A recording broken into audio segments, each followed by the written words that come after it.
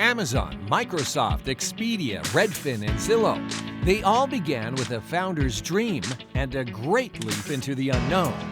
At Seattle Startup Week, rooms full of new dreamers gather, 4,500 of them, looking for like-minded souls.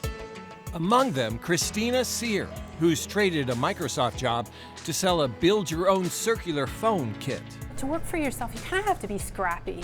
So you really need to get in there with some grit and tenacity because it's lonely.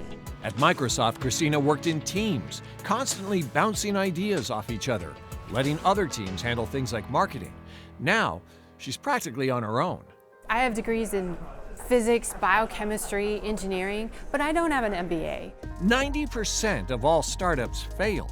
But at Seattle Startup Week, Christina can learn ways to reduce risk and maximize the chances of success from a community of entrepreneurs like herself.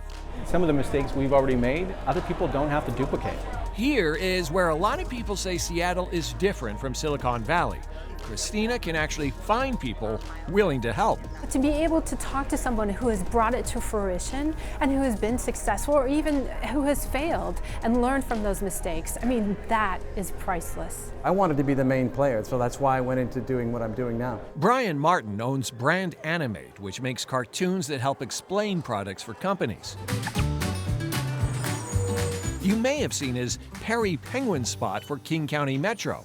Brian works at the co-working space Impact Hub, where he's surrounded by other entrepreneurs year-round. Impact Hub is a great place to be because there's so many people doing exactly what I'm doing, that is trying something absolutely new. There's no sure thing in the startup world, but you don't always have to feel like you're going it alone. You learn more from the mistakes than you learn from the successes, regretfully, but you're always in a state of learning in the startup environment.